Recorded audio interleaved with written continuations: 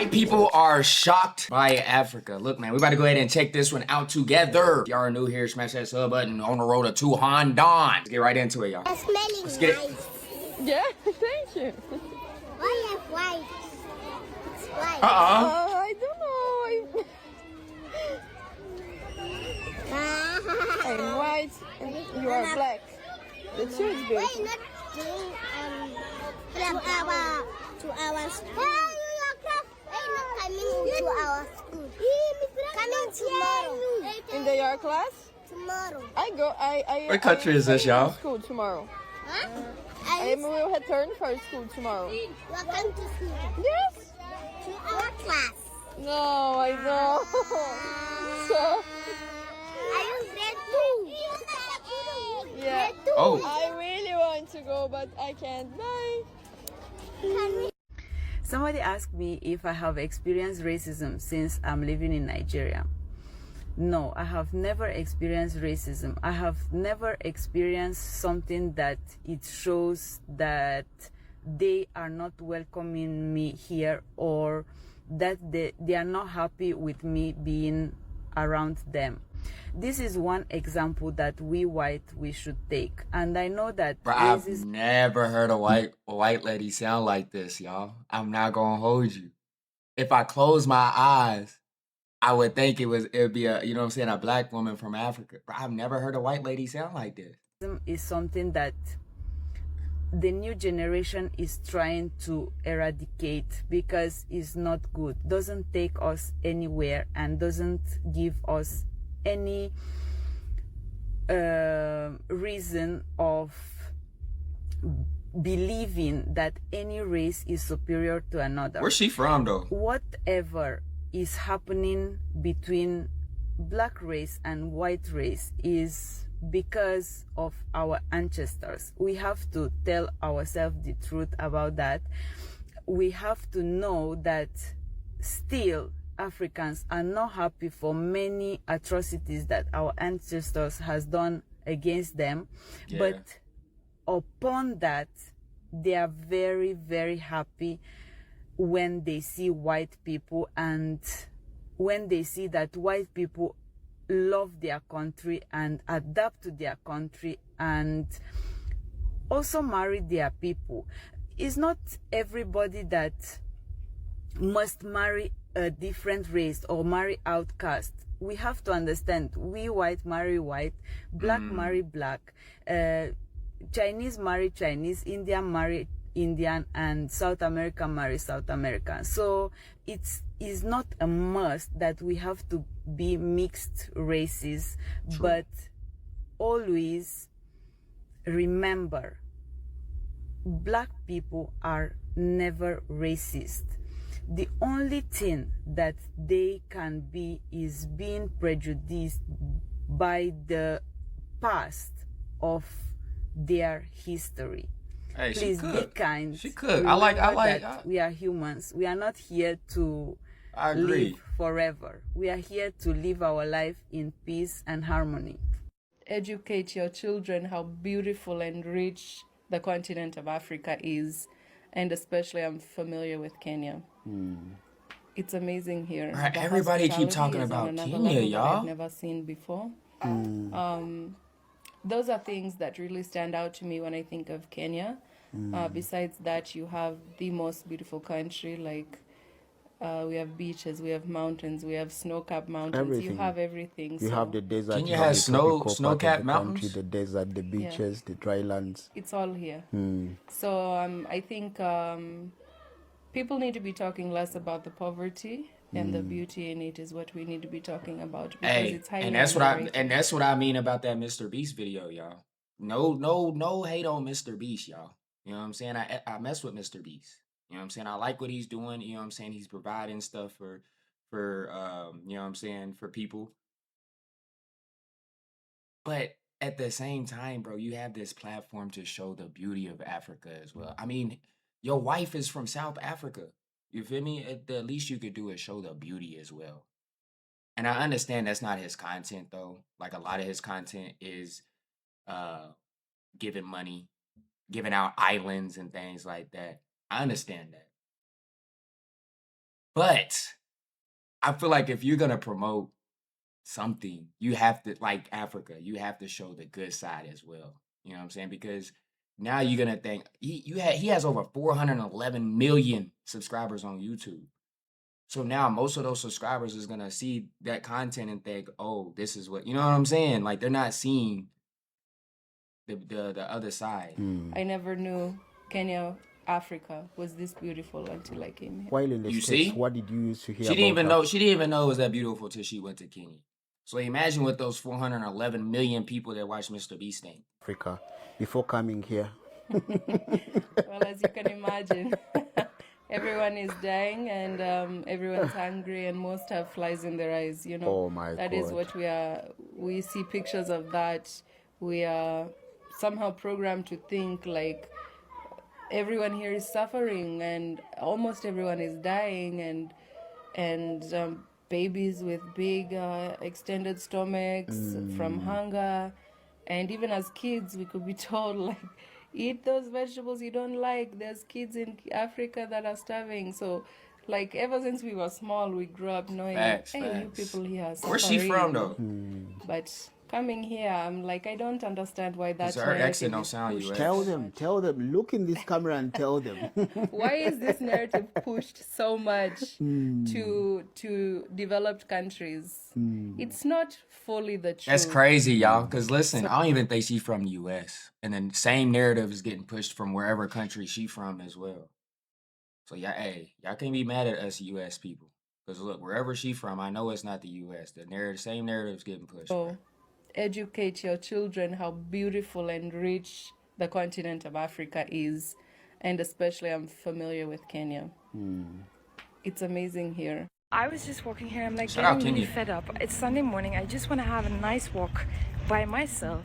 And the amount of people that say, "Hi, good morning. Can I talk to you? I want to stop." Like, "Bra, come." Like, "Brony, come." Like, I'm tired. I just want to like have my morning walk in peace with myself. So sometimes I put my headphones on and I put music on, even though I don't want to listen to music. But it's just like I don't want to hear this always like tss, tss, tss, like the brony come like. Don't get me wrong. I really yesterday was like here there was always like something happening and people on the street and it's really nice sometimes, but it can be annoying as well. Like for me, I'm like. Now I want to just have my own walk in peace without talking to people, without like stopping and having small talk and stuff. Yesterday I saw like old men like playing games and just the children playing on the street, and it's really nice feeling. Like I feel so happy of like the community feeling that's here. But then on a Sunday morning like this, I feel also like, no, please, I just want to walk by myself. If you come to Ghana and you're a white person, you have to be aware of that. A lot of people want to talk to you and a lot of people want to she's like in Ghana. have your contact number. A lot of people want to just like I'm be over here trying to around look at the you. background, trying to figure out where Something she you have at. to get used to, and I have not come back long ago, so I'm like in the Netherlands that doesn't happen to me, and here it happens a lot, so I just have to get used to it again. Now, as a white guy living in East Africa, here's something that happens to me a lot. So I was on this plane and I sat next to this white guy. He kept talking about where he's from and his country. Then he finally asked me where I'm from. I explained I lived in his country for a bit, but now I live in Tanzania, East Africa. Oh, Africa, he said. You know what? I've never been interested in going there. Now, this kind of thing puzzles me. What's it like to That's be a how I white feel person about in Europe, Zimbabwe? y'all. Well, is it any different to my black colleagues? No, we all the same. Yeah, because you said earlier on that you've never been out of Africa, and you say you don't see the reason why going there. I've never been. I'm 66, going on 67 years old now. Never been outside. I've travelled Zimbabwe, Namibia, Botswana, a little bit in Zambia, Mozambique, and Hey, my sister lives in England, and she said, "When you going to come visit?" I said, "What for?" This We are the most fortunate people in the world to be here. It's absolutely amazing for me. So I've been experimentally scrolling TikTok for a week or two now. And it is true what they say, that TikTok has sort of this uncanny ability to feed you content that you didn't even know you were interested in. And one of the things I've really enjoyed is hearing from other Americans living in South Africa, or South Africans living in South Africa, talking about America and how absurd it is. And some of the news around Trump's executive order inviting Afrikaner refugees to America and how absurd that is, loving that. But then I thought maybe there's a niche here for someone like me. I am American, and I've been living in South Africa for a really long time, almost 15 years. And I moved here. I thought I was doing something, y'all. 15, she got me beat. She almost 3 times me. She did 3 times me. The word digital nomad existed. I don't live in Cape Town, so I'm not one of those Europeans or Americans. I live in Johannesburg. So I don't know. I thought maybe she a real one, y'all. She a real one here, and start sharing some of my thoughts about what it's like being an American in South Africa, and just thoughts I have, because it seems to be a hot topic at the moment. And there's one thought that has been occupying my brain. I haven't seen anyone else talking about it, and I'm curious to know if anyone else is thinking about this. As an American who has lived in South Africa for a very long time, as you can see, I'm white. I'm not feeling oppressed here in any way. And I don't want to say that I feel like a refugee in South Africa now, but sometimes I do sort of jokingly think of myself that way. I definitely have no interest in going back to America anytime soon. And when I find myself laying awake, that's how I be feeling, is like, what if the South African government just gets pissed off by this, bullshit that the American government is pulling on South Africa, and just decides to kick the Americans out? She ain't the only one, bruh. I be thinking this every day, bruh. Every time something new comes up on the news about Trump and South Africa, I'm like, bruh, please just chill out, dog. Chill out. I be waiting for an email, phone call, y'all. I be that paranoid, bruh. Bruh, Trump, you gotta chill, fam. You got to chill, cause look, I'm living my best life. You can't take that from me, dog. I don't care. Hey, you can do whatever you got going on over there. Just chill out over here, bruh. Yeah. How are you making impact on that much of an impact over here, and you supposed to be over there, bruh? Come that would on. just really suck. And I'm curious to know if anybody else has thoughts on this. Hey, same. Of course, I'm used to being called Bwana or boss by people I've never met before. In Africa, of course, I'm used to people respecting me just because. White man in Africa, and I recognise that I have benefited from white privilege. I'm a white man in Africa, and I recognise that I have benefited from the fact that my ancestors colonialised, enslaved and mistreated people who are indigenous to this continent. I'm a white man in Africa, and I don't hold any personal responsibility for the way that my ancestors behaved. However, I am a white man in Africa who recognises that the position that I hold within society has been given to me by the fact that my ancestors behaved as they did. I'm a white man in Africa who recognises that the legacy of history has left its mark on the current. We cannot say that things happened hundreds of years ago and are not relevant to the modern world. Of course they are, because the events of the past have shaped the world in which we live today. And thus, economically, socially and psychologically, there will be differences between people, which is rooted in the past. That's why it sucks when people, I'm sorry to interrupt you, but it sucks when people say leave the past in the past, or move on, or, you know what I'm saying? That was our ancestors, blah, blah, blah, blah. But it still affects us today.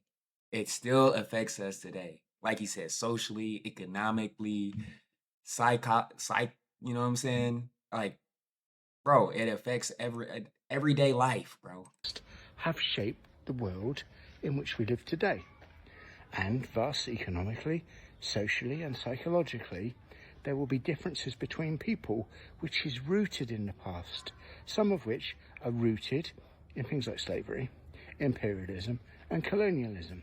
And unless we recognise, as white people living in Africa, that we benefit from privilege that is associated with this past, then we are ignorant. And let's not forget, ignorant means to ignore. That's where the word is derived from. So if we ignore this past, then shame upon us.